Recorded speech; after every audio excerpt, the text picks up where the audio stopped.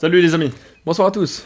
bienvenue sur cette nouvelle vidéo de la charnière. C'est la deuxième partie de nos transferts pour cet été pour les 10 plus grands clubs européens, en tout cas selon nos goûts. Donc voilà, vous savez déjà ce qu'il en est. Je vous propose qu'on commence directement par le 6ème club. Il s'agit du Bayern Munich et je laisse Quentin commencer. Le Bayern Munich, club que Robin et moi supportons. Vous avez pu certainement voir notre vidéo dernière analyse sur notre club de cœur. Voilà, le Bayern qui a entamé une nouvelle ère, comme on l'a bien démontré dans notre dernière vidéo, avec de nouvelles recrues. Voilà, on sait qu'il y a énormément de joueurs qui devraient partir sur les prochaines années, des jeunes joueurs qui poussent derrière, les Pavlovic, Musiala, Davis, qui viennent incarner une nouvelle jeunesse, un nouvel élan dans ce club, qui vont pousser vers la sortie les Gnabry, Goretzka, Sané. Maintenant, on va s'attaquer un petit peu à l'effectif. Je pense que le Bayern est un effectif relativement complet, mais manque d'un truc pour moi. Ouais.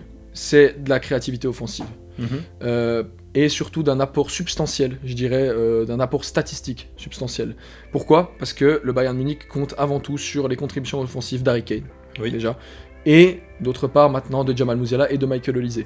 Mais donc les ailiers que j'ai cités auparavant, que sont Sané, Gnabry, Coman, n'ont jamais réussi à remplacer les ailiers qui étaient Robben, Ribéry, qui, hormis de leur impact dans le jeu, apportaient énormément aussi de contributions offensives.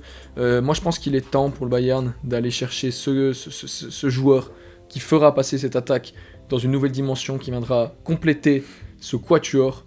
Et évidemment, j'ai envie de parler de la recrue rêve, d'où Lyonnaise, de la recrue rêve du club bavarois, c'est Florian Wirtz, bien évidemment. C'est évidemment le joueur qu'on annonce depuis des années au Bayern. Ça traîne un peu. Pourquoi ? Parce que le Bayer Leverkusen est dans une période dorée, on peut le dire.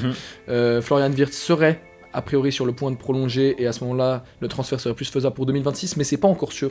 Du moment qu'il n'a pas encore posé le stylo sur le papier, on peut s'attendre à tout. On sait que le Bayern fera tout pour essayer cet été, réunir le duo avec Jamal Musiala, les deux meilleurs joueurs allemands dans le meilleur club allemand. 140 millions, on sait qu'on parlerait d'un peu moins, on parlerait peut-être de 125. C'est notamment le prix qui est évoqué pour une potentielle clause dans son nouveau contrat. Florian Wirtz, quel joueur exceptionnel, qui viendrait compléter cette attaque du Bayern, lui donner ça serait peut-être la meilleure attaque du monde, si on fait le débat là-dessus. Il y a le Real aussi, mais je pense que il y a des connexions qui se font à ce niveau-là. Si c'est pas faisable, moi j'ai pensé à un autre nom. Comme j'ai dit, on va s'orienter plutôt du côté de l'attaque, à gauche. J'ai pensé à... on sait que la philosophie de recrutement du Bayern, c'est quand même souvent du côté de la Bundesliga que ça se fait. C'est pour ça qu'il est aussi, d'ailleurs, dans les tuyaux, c'est Jamie Gittens, le joueur du Borussia Dortmund, qui est tout jeune, seulement, il me semble, 20 ans pour Jamie Gittens. C'est ça, 20 ans, 50 millions. Le Borussia Dortmund qui n'est pas en passe de se qualifier pour la prochaine Ligue des Champions, ce qui faciliterait à mon avis grandement les négociations. Le jeune ailier anglais qui à ce moment-là pourrait être tenté par un départ, que ce soit du côté de la Première Ligue ou du Bayern. Donc c'est un joueur que je verrais bien voir rejoindre le Rekordmeister. Et enfin, si on change un petit peu de registre, j'ai parlé de la défense.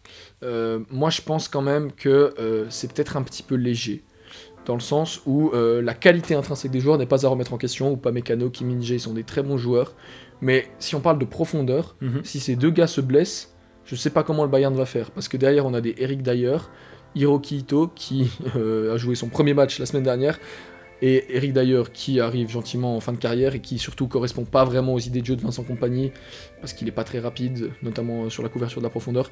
Donc moi je pense que le Bayern pourra aller faire une prise sur cette ligne défensive. Et c'est un joueur que j'aime beaucoup, qui joue également au Borussia Dortmund. C'est Nico Schlotterbeck, défenseur de la Mannschaft, également très jeune, et qui peut-être une des rares satisfactions du côté de la roue du Borussia Dortmund. 40 millions la valeur marchande, le contrat qui expire dans pas si longtemps que ça, et moi je pense que le Bayern a la renommée pour aller chercher les meilleurs joueurs allemands. C'est tout le but du projet, et je pense que Nico Schlotterbeck ça pourrait être un atout de choix, d'autant qu'il est gaucher. Et que ça ferait le complément avec un Upamecano ou un Kim Min-jae à ce moment-là dans une défense centrale. C'est les trois cibles que j'ai identifiées, mais comme recrue idéale, évidemment, et c'était pour moi certainement la plus évidente des 10 clubs qu'on a cités lors de la première partie et de celle-ci, Florian Wirtz. Ok, et ben ça tombe bien que tu aies mis Florian Wirtz parce que je l'ai même pas mis dans ma liste. Ok, parce que tu pensais pas faisable. Je pense que c'est pas faisable déjà cet été, parce que ça a l'air d'être mort. Mais effectivement, tu l'as assez bien souligné, le Bayern manque de quelque chose offensivement. Les trois noms que sont Olise, Kane et Musiala sont les trois noms installés pour quelques saisons déjà. Mais il manque quelqu'un. Olise joue à droite, Musiala joue à gauche ou dans l'axe, mais beaucoup plus dans l'axe cette saison. Il manque quelqu'un à gauche. Les joueurs que sont Gnabry et Coman et Sané se partagent le temps de jeu à gauche cette saison. Mais c'est pas suffisant. Les trois sont... pour Coman, c'est malheureux, mais il est tout le temps blessé. Gnabry et Sané sont à des niveaux... Allez, Sané revient pas si mal que ça, mais Gnabry est à un niveau juste catastrophique. Donc voilà, il manque quelqu'un à gauche. Et pour moi, il y a un top club où il y a trop de gens à gauche. C'est le Real Madrid. Ouais, okay. Et je pense que celui qui fera les pots cassés qui payera les pots cassés. Oui, exactement. De ces embouteillages sur l'aile gauche du Real Madrid, c'est Rodrigo. Ouais. Rodrigo qui au bout d'un moment, je pense, sera tenté par une expérience autre que le Real Madrid. Il a les qualités pour être titulaire dans n'importe quel club en Europe. C'est juste un joueur incroyable quand il est titulaire, quand il joue. Franchement, sur les dernières saisons, en termes de buts et de à quel point il a impacté le Real Madrid dans les grands matchs en Ligue des Champions, il a rien à envier à un Vinicius par exemple. Il a marqué son doublé, on s'en souvient, contre City en 2 minutes à la 90e. Il a marqué des buts importants, c'est un joueur vraiment contre de classe Chelsea aussi, mondiale. Ouais, il est là dans les gros matchs, quoi. Il est là dans les gros matchs. On sait que le Bayern est un club sain financièrement. Ils ont pu lâcher 100 millions sur Kane la saison dernière. Enfin, il y a une saison et demie maintenant, il y a 1 an et demi. Rodrigo vaut 100 millions, il faudra débourser un bon pactole d'argent, mais j'ai envie de dire que si on veut Wirtz, ce sera la même chose. Donc voilà, pour moi, le manque du Bayern, c'est à gauche, et je pense que Rodrigo, en termes de faisabilité, c'est pas infaisable, parce qu'il pourrait avoir eu des envies d'ailleurs s'il n'est pas titulaire indiscutable. Il en a sûrement marre d'être toujours mis, j'ai envie de dire, au 4e plan par rapport aux 3 autres. Que sont Mbappé, Vinicius et Bellingham. Donc ouais, comme tu dis, Rodrigo, je l'ai pas mis parce que je l'ai mis dans un autre club. Voilà. Ok. Vous verrez lequel. Maintenant, dans le cas où c'est pas faisable, bien entendu que Wirtz est un rêve pour le Bayern et on sait, c'est vraiment un secret de Polichinelle. Mais sinon, j'ai pensé également à Bino Gittens, à Jamie Gittens, voilà. Mais c'était mon 3e choix. Et en 2e choix, il y a un joueur où il y a également un petit embouteillage à gauche. Bradley Barcola. Ouais. Bradley Barcola qui performe bien au PSG cette saison. Un joueur également très très jeune, seulement 22 ans. La valeur marchande est bien plus faible que celle de Rodrigo, que 65 millions. Moi je lui vois des qualités très très hautes. On en a parlé aussi dans notre top 10 des joueurs de moins de 23 ans. Je l'avais mis 10ème. Voilà, je l'estime beaucoup ce joueur. Qualité de percussion exceptionnelle qui se rapproche beaucoup de Kingsley Coman, je trouve. Et voilà, maintenant que Paris a pris Kvaratskhelia à gauche, peut-être que Barcola, à un moment donné, si Luis Enrique, pour l'instant, il arrive à aligner les trois, aussi avec Désiré Doué, ils sont dans la rotation. Mais voilà, si Barcola estime à un moment donné qu'il a envie d'être titulaire dans un club du standing du PSG, peut-être qu'il y a une place à venir prendre sur l'aile gauche du Bayern Munich, et je serais ravi de voir Bradley Barcola débarquer en Bavière. Mais voilà, c'est clair que mon premier choix, si j'avais le choix complet, Rodrigo serait juste incroyable. Ouais, et en plus, c'est un joueur qui bosse énormément sans ballon, il a une mentalité, il râle jamais, c'est vraiment un joueur exceptionnel. Et donc voilà, Rodrigo est ma recrue idéale pour le Bayern Munich cet été. Mais Rodrigo, surtout, ce qui est très bien, c'est qu'à l'inverse justement des ailiers qu'on a cités, il a un apport offensif substantiel, lui il stat beaucoup. Barcola, c'est peut-être la petite réserve, c'est qu'il est vraiment encore plus jeune, mais il est peut-être encore un petit peu perfectible au niveau de la finition. Mais encore, si on voit ces stats là, 21 matchs, 16 contributions décisives, donc c'est correct. Pour un ailier, c'est très cool, mais voilà, Rodrigo pour moi, je le mets quand même un cran dessus, forcément de Bradley Barcola. J'enchaîne les amis avec les meilleurs ennemis du Bayern Munich. Comme on peut le voir ici, match dans 1 heure, même pas 45 minutes entre les deux clubs. On va se dépêcher de finir. On va se dépêcher, voilà. Pour moi, il y a un manque dans leur effectif. C'est au poste de milieu de terrain offensif. Ils ont Florian Wirtz, ils ont pris Emiliano Buendia cet hiver, mais que vaut-il vraiment ? Il a jamais vraiment joué à Aston Villa, etc. Donc voilà, il y a juste Florian Wirtz. Nathan Tella est pas mal du tout depuis qu'il est arrivé, mais c'est vraiment léger pour un club qui joue la Ligue des Champions pour moi. Donc voilà, il y a un manque à ce niveau-là. J'ai vu quelques joueurs Le premier auquel j'ai pensé, même s'il vient d'être transféré définitivement dans son club, s'il a envie de passer un step en Allemagne, c'est Xavi Simons. Xavi Simons qui vient de signer complètement à Leipzig en provenance du PSG. Voilà, pour moi, malgré le fait qu'il ait prolongé, c'est ça qui me fait le mettre dans premier choix, malgré le fait qu'il se soit fait transférer définitivement, son contrat n'est que jusqu'en 2027. C'est que 2 ans et demi. Donc voilà, peut-être qu'il aura gentiment des envies d'ailleurs. Ça fait maintenant 2 saisons qu'il est à Leipzig. Et surtout, si Leverkusen perd Wirtz, ils devront remplacer Wirtz par quelqu'un. Et je pense que Xavi Simons c'est un profil extrêmement similaire à Wirtz, mais en moins fort. Ouais, ça coule de source. Donc voilà, pour moi, Xavi Simons, dans un collectif mené par Xabi Alonso, peut se régaler. Malgré ça, forcément, la faisabilité n'est pas à 100%. Donc voilà, on sait qu'il vient d'être transféré. Normalement, c'est pas pour partir l'été d'après directement. Figure-toi que j'ai lu que peut-être que justement, ce serait un peu une opération financière que voudrait réaliser le RB Leipzig avec la prise de Xavi Simons. C'est possible. Il serait pas contre si une offre plus intéressante que ce qu'ils ont dépensé tout simplement arrive. Oui. Pourquoi pas le vendre ? Oui. Donc voilà, donc peut-être, mais si c'est pas faisable, j'ai pensé à un autre joueur qui, en général ça se fait comme ça, les clubs de haut standing en Bundesliga prennent un peu les pépites des clubs les plus bas. C'est pour ça que j'ai pensé à un joueur qui pourrait faire un step en avant en venant à Leverkusen, c'est Enzo Mio, qui joue à Stuttgart actuellement et on en entend beaucoup parler, notamment au PSG, également au Bayern. Voilà, c'est un milieu de terrain offensif qui est pas mal du tout. Et force est de constater qu'à Stuttgart, peut-être qu'il deviendra un peu trop grand pour le club d'ici 6 mois, d'ici 1 an. Donc voilà, peut-être que Leverkusen peut se tourner vers lui pour remplacer Florian Wirtz. Et sinon, j'avais pensé à un 3e joueur qui serait possible de prendre pour Leverkusen. On sait que les Français ont une cote en Allemagne, et un joueur qui a envie de jouer, qui a un talent immense, et qui a peut-être envie de jouer de la Ligue des Champions sous peu, d'ailleurs qu'il a failli partir cet hiver, c'est Ryan Cherki de l'Olympique lyonnais. On sait qu'il y a souvent des joueurs français qui vont jouer en Allemagne. Voilà, Ryan Cherki qui réussissent là-bas d'ailleurs. Et qui réussissent beaucoup, oui.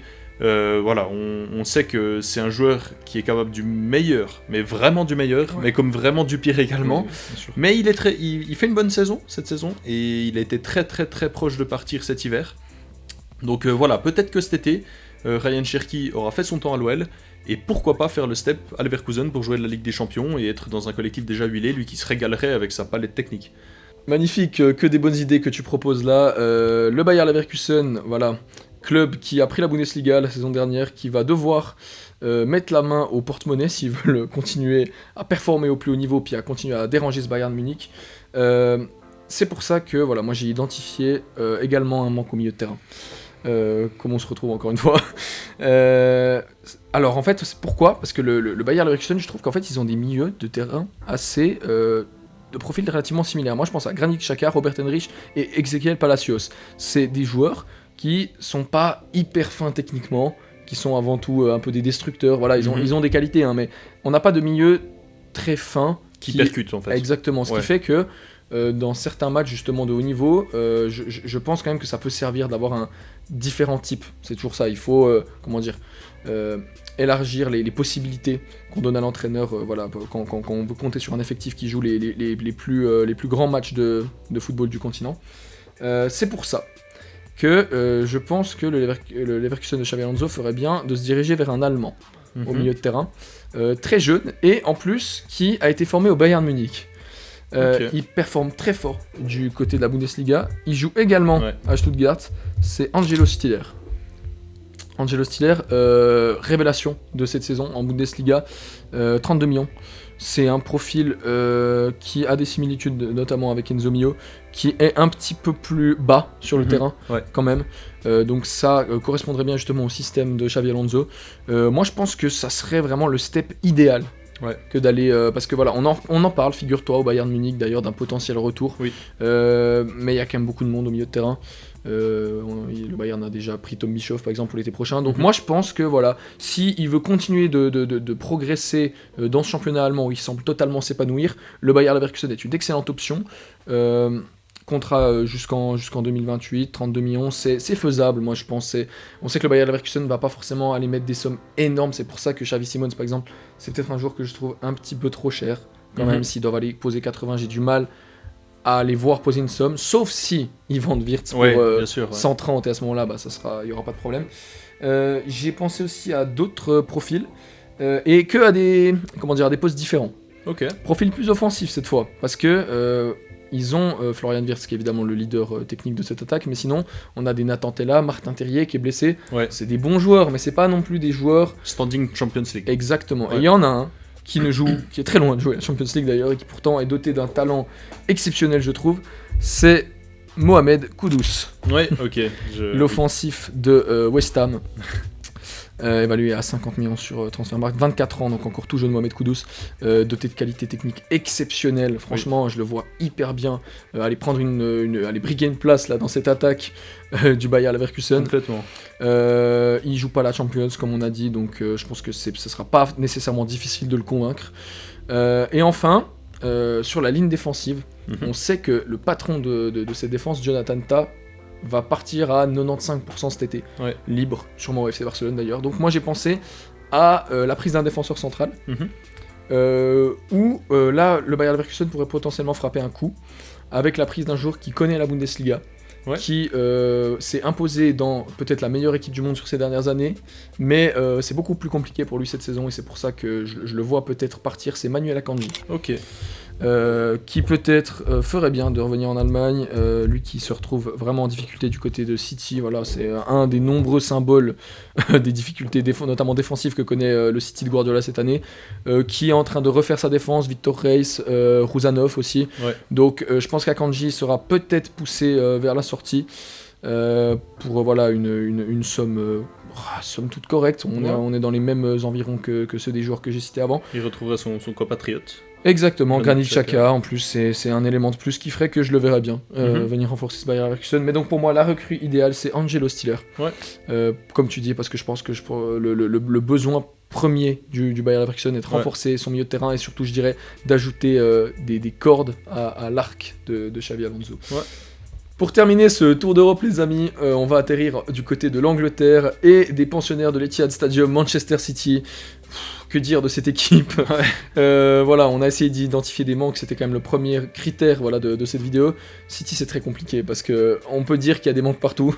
Il y a des manques partout, mais en même temps, il y a des manques à la fois nulle part. Parce qu'ils ont un effectif long comme le bras. Donc un effectif énorme avec des joueurs de qualité, mais c'est du top tier, vraiment. Manchester City, mais voilà, beaucoup de joueurs qui arrivent sur la fin, qui sont sur le déclin, qui sont peut-être que l'ombre d'eux-mêmes cette saison. Je viens de parler de Manuel Akanji, mais il y en a beaucoup d'autres. Moi, je pense que City doit aller frapper un gros coup. Avec un joueur qu'on cite énormément du côté de Manchester City, tout simplement parce qu'il leur a fait beaucoup de mal lors des confrontations directes contre eux. T'en as parlé précédemment dans la vidéo, moi je pense qu'il redonnerait un élan à cette attaque citizen, normalement notamment aux ailes, parce que Savinho, Jérémy Doku, Jack Grealish, c'est des bons joueurs, mais c'est pas des ailiers que je considère élites finalement. En parlant d'ailier élite, voilà, Rodrigo. Pour moi, c'est le joueur que je pense que City doit aller chercher pour toutes les raisons que tu as déjà citées auparavant. Joueur exceptionnel, décisif dans les grands matchs. Il est brésilien, il y en a à City. Moi, je vois pas de raison que ça se fasse pas. Si il est agacé par le fait d'être toujours mis de côté au Real et que Manchester City a envie d'aller mettre les moyens, ce qu'ils ont. Ils ont claqué plus de 200 millions sur le mercato hivernal. Ça devrait pas poser problème. Donc voilà, Rodrigo, moi je le vois très très bien aller. Sur le côté, il peut jouer à gauche et à droite en plus, donc pour le système de Guardiola, ça serait excellent.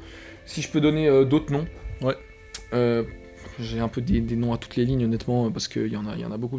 Je dirais, Kevin De Bruyne risque de partir. Et c'est pour ça que je vais citer un joueur que j'ai déjà cité auparavant, mais c'est Florian Wirtz. On sait que pour moi, quand il va partir de Leverkusen, ça sera certainement soit au Bayern, soit à City. Il y a aussi le Real, mais eux ils ont déjà tellement de joueurs en attaque que je verrai pas trop le but. Musiala, Wirtz. Justement, il ferait très bien la paire avec Musiala au Bayern et à City. Il irait, pour moi, c'est le remplaçant naturel de Kevin De Bruyne. Ça irait très très bien. Donc pour ça que peut-être que City arrivera à aller le chercher. Sinon, moi je pense que Guardiola va peut-être devoir changer son système et va peut-être devoir enfin se mettre à jouer avec des latéraux. Et c'est pour ça que j'ai donné 2 noms de latéraux très jeunes, parce que j'ai l'impression que City se reconstruit passablement sur la jeunesse, comme j'ai dit, la prise de Rouzanov, Victor Reis, même Nico Gonzalez, Marmouche, tous des joueurs très jeunes. Et pour ceci, j'ai choisi un latéral de chaque côté, que sont Milos Kerkez, de Bournemouth, équipe surprise de Première League qui vient tout récemment d'intégrer les places qualificatives pour l'Europe. Ouais. Voilà, Milos Kerkez, 21 ans, un des top prospects au poste de latéral gauche en Première Ligue, 28 millions. City qui a l'influence pour aller chercher des joueurs comme ça, je pense qu'il ferait bien de s'inspirer de ce type de modèle. Et à droite, on sait qu'ils ont eu ils ont beaucoup de joueurs portugais, City, les Ruben Dias, Bernardo Silva. Ils avaient Joao Cancelo à droite, et moi j'ai pensé à un autre latéral droit également portugais, très prometteur, c'est Thiago Santos de Lille. Jeune latéral droit, une des révélations de ce Lille qui fait top 8 en Ligue des Champions. Donc voilà, je pense que c'est un profil sur lequel Manchester City pourrait s'aligner, le prix pas un problème du tout. Très jeune latéral qui peut autant bien évoluer à des postes très offensifs, ce qui serait utile voilà, pour réinstaurer un peu ce système de jeu que Pep Guardiola pratiquait, notamment avec Joao Cancelo. Donc voilà, moi je pense qu'il ferait bien aussi de se mettre sur des profils de jeunes latéraux comme ça. Mais pour moi, comme je l'ai dit, la recrue idéale, c'est Rodrigo, véritable star qui viendrait un peu redonner un second souffle à l'attaque des Citizens. Ouais, entièrement d'accord. Pour moi, étant donné qu'ils ont pris Marmouche maintenant, je vois peut-être Marmouche jouer sur un côté avec Savigno à droite, qui pour moi peut évoluer et devenir vraiment un joueur standing Ligue des Champions. Du coup, j'ai identifié dans l'effectif de Manchester City un autre besoin qui est celui que tu as également cité d'ailleurs au milieu de terrain. Voilà, on le ressent encore plus maintenant avec la blessure de Rodri, qu'ils ont un manque de créativité au milieu de terrain, etc. Mais même avec Rodri, je veux dire, Matheus Nunes n'est pas un joueur standing LDC, Kovacic est plutôt sur la fin. Il y a le petit Nico Gonzalez qui vient, mais on va voir ce que ça donne. Combien de temps va-t-il mettre à s'intégrer dans ce groupe, etc. Gundogan, c'est vraiment compliqué. Et ensuite, Bernardo Silva, De Bruyne et tout, c'est des joueurs qui jouent plus haut sur le terrain. Donc voilà, qui pourrait épauler Rodri en 6 quand Rodri sera revenu de blessure? Moi, j'ai pensé à deux noms. Il me faut des gars qui soient directement prêts pour la Ligue des Champions, prêts pour... S'il la joue. S'il la joue. Prêts pour amener City de nouveau en finale de Ligue des Champions, que ce soit de nouveau un club qui fasse peur. Le premier, et pour moi c'est le choix vers lequel ils doivent se tourner. Ta recrue idéale. Voilà, Kimmich. Encore une fois. Qui est en fin de contrat cet été. Qui a joué sous Guardiola. Oui. Voilà, pour moi il y a plein de facteurs qui font que City peut venir chercher Kimmich gratuitement au Bayern Munich cet été. Bien que j'aimerais pas que ça se passe comme ça, mais voilà. Joshua Kimmich, pour moi, fitterait parfaitement dans le système de Guardiola, amènerait un peu cette créativité au milieu de terrain. Rodri un peu plus bas, vraiment en destructeur, et Kimmich libéré de ses tâches défensives un peu plus haut, tel qu'il peut le faire maintenant avec Palinha, avec Pavlovic. Voilà, exactement. Pour moi, ça fitterait parfaitement. Ouais. Si Kimmich prolonge, j'ai une solution dans le même registre, un peu comme Kimmich box-to-box, fort offensivement, mais qui travaille défensivement également. D'un club qui est très bon en Ligue des Champions, mais qui peut-être qu'il aura envie de faire ce step vers les top tiers des clubs, c'est Nicolo Barella de l'Inter. Lui aussi, très très bon joueur, très fin techniquement, dans la force de l'âge, vraiment il est à son prime, 28 ans, voilà, il a une valeur marchande à 80 millions d'euros, mais bon, comme tu l'as dit, l'argent c'est pas ce qui fait peur à City. Non, je pense pas. Barella qui est passé proche d'une Ligue des Champions il y a peu de ça, contre City justement. Mais dans un Inter qui joue de la même manière depuis quelques années, sous Inzaghi, et ça fait plusieurs saisons qu'il est là. Depuis 2020, ça fait 5 ans qu'il est à l'Inter. Il aura peut-être envie d'un nouveau challenge à un moment donné. Et pourquoi pas aller sous Guardiola à Manchester City pour s'intégrer dans ce plan de jeu. Et avec sa qualité technique, je ne doute pas qu'il s'intégrerait parfaitement dans ce collectif de Pep Guardiola. On enchaîne, l'avant-dernier club, les amis, de cette vidéo, c'est Arsenal. Et là, je vais pas passer par 4 chemins. Arsenal a besoin d'un neuf. Tu peux aller tout en bas directement. Il y a tout en bas, ils ont Havertz qui va devoir se faire opérer, fin de saison. Gabriel Jesus qui est blessé tout le temps. Voilà, c'est littéralement ça, il est blessé tout le temps. Saka qui vient de se blesser, c'est pas de chance. Martinelli qui est également blessé, enfin bref. Ouais. Ils ont que des ailiers, et en plus le seul, donc Kai Havertz, qui pouvait jouer au poste de numéro 9 avec Gabriel Jesus, vient de se blesser. Pour moi, ils ont besoin de prendre... Si on extrapole même un peu, c'est pas des 9, voilà. C'est pas des top 9 qui peuvent être vraiment titulaires à un poste à la pointe de l'attaque d'une équipe qui veut gagner la Première Ligue et la Champions League. Voilà. Ils ont besoin d'un 9, c'est pour ça que je vais pas aller chercher très loin. Ouais. Arsenal a l'habitude de recruter en Première Ligue, chez eux. Arsenal, pour moi, doit se tourner vers Alexander Isak de Newcastle. Voilà, pour moi, c'est à peu près logique. C'est un super neuf de Première Ligue qui va jouer peut-être la Ligue des Champions l'année prochaine, mais c'est même pas sûr. Voilà, 22 matchs, 17 buts, 5 passes D. Voilà, pour moi, c'est vraiment le neuf prolifique dont Arsenal a besoin.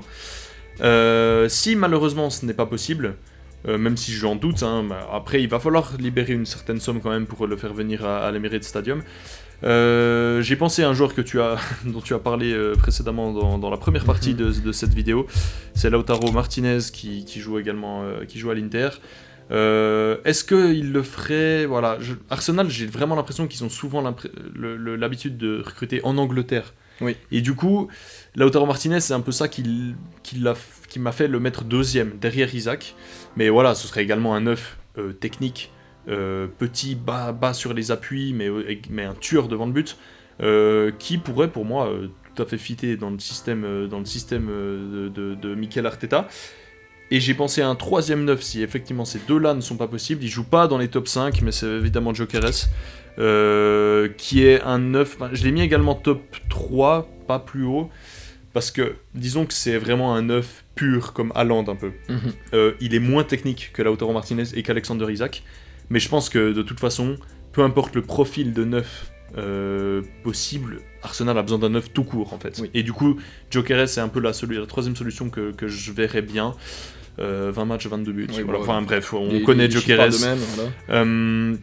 75 millions, voilà. Mais on sait qu'en Première Ligue, notamment Arsenal, Liverpool, City, ils sont capables de sortir des sommes comme celle-ci.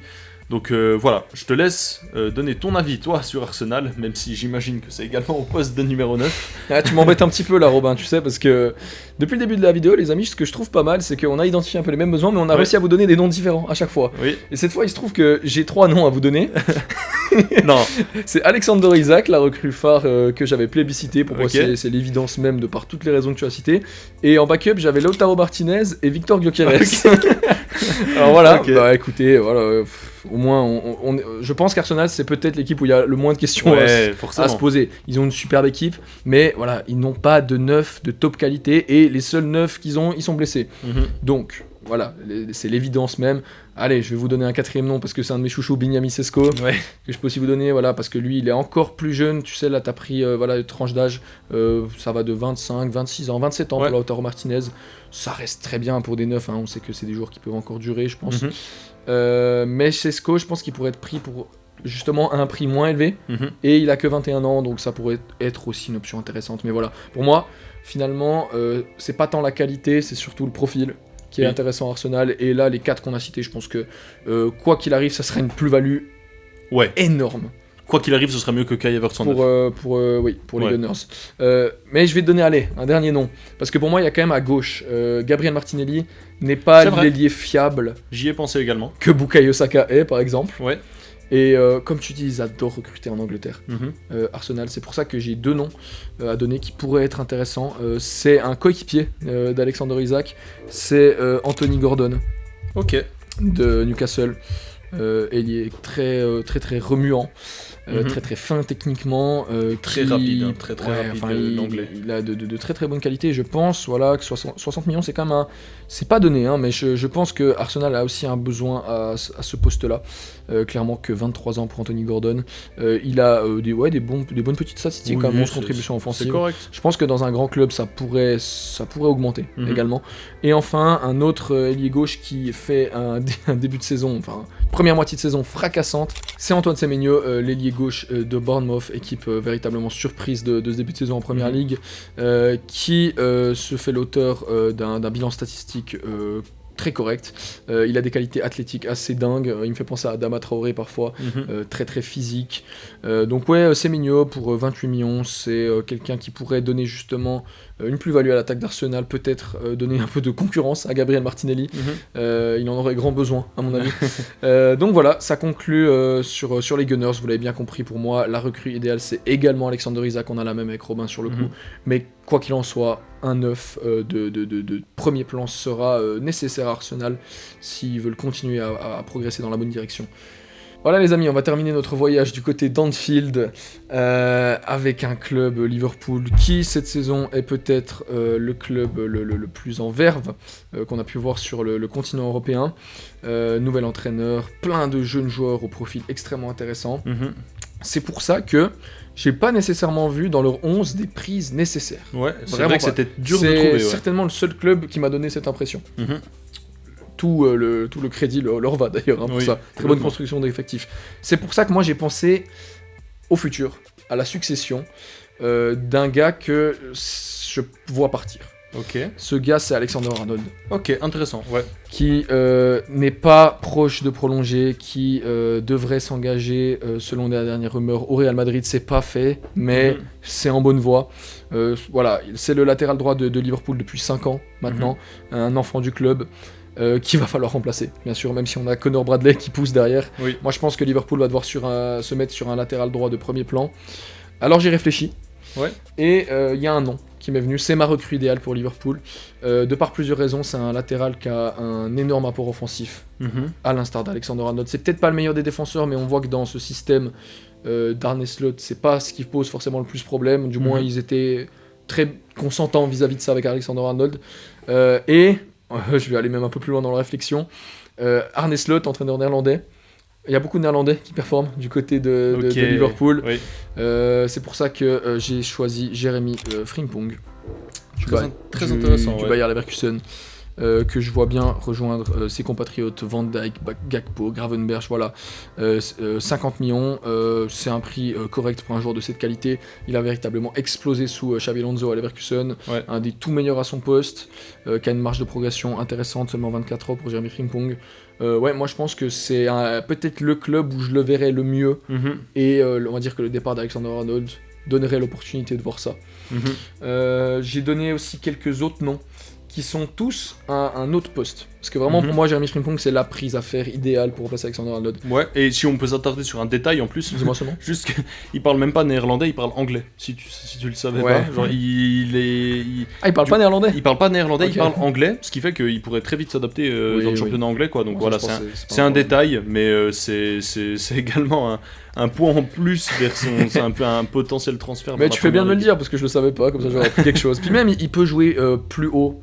Dans des matchs, je pense dans des matchs un petit peu, des matchs spéciaux, ou par exemple un match de cup, où il faut faire souffler Mohamed Salah par exemple, ou même voilà dans un, Arne Slot voudra peut-être passer dans un système plus offensif, il pourra également monter, enfin bref, c'est un joueur très polyvalent, donc voilà. Tout plein de bonnes raisons pour le mettre recrue idéal. Maintenant, partons du principe que l'effectif va rester à peu près le même. Moi, je pense qu'il y a peut-être au poste de numéro 10, où Dominique Szoboszlai est un très bon joueur, mais où Liverpool pourrait presque aller chercher mieux, je pense. Si on parle vraiment de la recrue de rêve que je verrais trop bien à Liverpool, c'est Cole Palmer.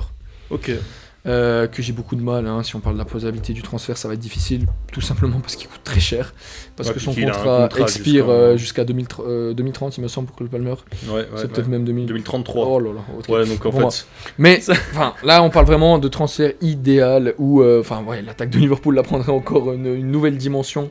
Mais par contre, si on va chercher un peu de profondeur, parce que finalement derrière Szoboszlai, il y a Curtis Jones des fois qui prend ce poste de numéro 10, comme on l'avait analysé sur notre vidéo de Liverpool, qui n'est pas un numéro 10, et à ce moment-là, si on va chercher un autre numéro 10 à mettre dans la concurrence avec Szoboszlai, j'ai noté quelques noms, que sont Xavi Simons, que tu as déjà cité dans cette vidéo, un autre néerlandais, parce que là encore une fois, Xavi Simons néerlandais, Justin Kluivert, intéressant. De Bournemouth, encore une fois, que je verrais bien rejoindre Liverpool. Morgan Gibbs-White, de Nottingham. Et enfin, ça c'est un petit peu un joueur coup de cœur qu'on aime bien avec Robin, un numéro 10 très technique, Georgi Soudakov. Ouais, du Shakhtar Donetsk. Exactement. Donc voilà, tous ces jeunes numéros 10 que je verrais bien dans la rotation, dans la concurrence avec Dominique Szoboszlai. Qui peuvent prendre une place dans ce collectif d'Arne Slot qui aime bien donner sa chance, j'ai l'impression, aux jeunes joueurs. Voilà, donc pour moi, comme j'ai dit, la recrue idéale, c'est Jeremy Frimpong. Romain, je te laisse conclure ce petit tour. Ouais, c'est intéressant parce que ça montre à quel point l'effectif est bien construit, parce qu'on n'a pas identifié le même besoin, du coup. Tu as identifié le poste de latéral à droite. Et honnêtement, quand je me suis penché sur l'effectif, devant, ils ont tout ce qu'il faut. Au milieu, ils ont tout ce qu'il faut également. Et moi, j'ai pensé également à l'avenir, mais au poste de latéral gauche. Ok. Je trouve qu'Andrew Robertson arrive à ses 30 ans, il arrive gentiment à la fin. Il est moins performant que durant les années où Liverpool prend la Premier League, la Champions League, etc. Ouais. C'est pour ça que j'ai pensé à 3 noms, mais pour moi, il y en a un qui se démarque. Également, Liverpool a l'habitude d'aller en Premier League, comme ils l'ont fait avec Van Dijk, ils sont allés prendre à Southampton. Voilà, ils ont pris d'autres joueurs comme ça en Premier League. Moi, je pense, notamment Robertson, qui jouait à Hull City avant. Il y a un joueur que tu as cité tout à l'heure pour City, voilà, c'est Kerkez. Kerkez qui, en plus, avant je parlais de la barrière de la langue pour Jérémy Frimpong, qui n'en est pas une du coup s'il voulait venir à Liverpool. Milos Kerkez joue déjà en Angleterre, et en plus, il est hongrois, il joue avec Szoboszlai en sélection, ce qui pourrait faciliter son insertion dans le collectif. Le petit lien vert fut là. Voilà, exactement.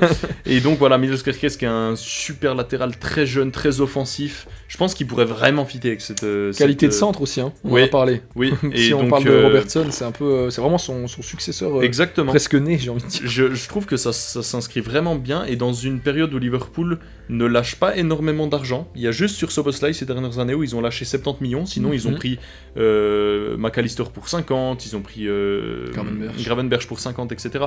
Ils lâchent pas des 100 millions à tout va. Non.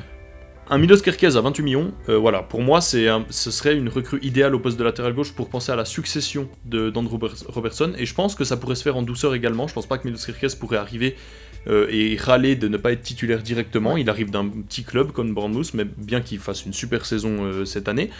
Voilà, ça pourrait faire une transition, disons, en douceur. Malheureusement, si c'est pas le cas, j'ai pensé à 2 autres noms, également en Premier League. Le premier, c'est Lewis Hall de Newcastle. Également un latéral super offensif, que 20 ans également. Ouais. Donc c'est vraiment pour penser à la succession d'Andrew Robertson. Voilà, c'est avec Anthony Gordon, ils font une super paire là, avec Newcastle cette saison. C'est un super latéral très offensif, très rapide, un peu dans le même profil que Milos Kerkez. Voilà, exactement. Et un troisième que j'aime beaucoup, qui est malheureusement trop blessé, c'est pour ça que je l'ai mis que 3e. C'est notre ami des Spurs, Udogie, que je verrais bien, que je lui trouve des qualités vraiment pas mal du tout. Il a que 22 ans.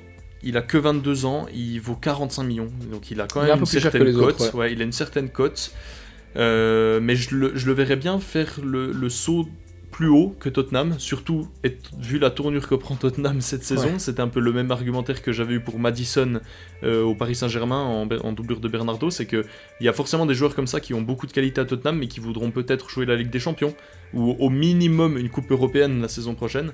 Donc voilà, pourquoi pas Destiny Udogie pour Liverpool, mais très bien sûr, ouais. Je pense que celui qui donne le plus de garanties pour le moment, qui a le plus montré, qui est le plus prometteur, c'est quand même Milos Kerkez.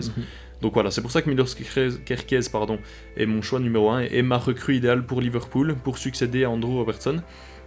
Les amis, ça vient conclure déjà cette deuxième partie, cette vidéo complète en 2 parties sur les 10 clubs et leur recrue idéale cet été. Un petit mot de la fin, Quentin? Ouais, on espère que vous avez apprécié la vidéo en tout cas, les gars, le concept, le petit débat qu'on a eu avec Robin. Nous, on a beaucoup apprécié faire ce petit travail de scouting, aller chercher des noms qui pourraient correspondre, qui pourraient développer les projets de jeu sur le continent européen. Voilà, donc ces débats, ils vont continuer sur notre chaîne avec tous nos autres concepts que vous connaissez déjà.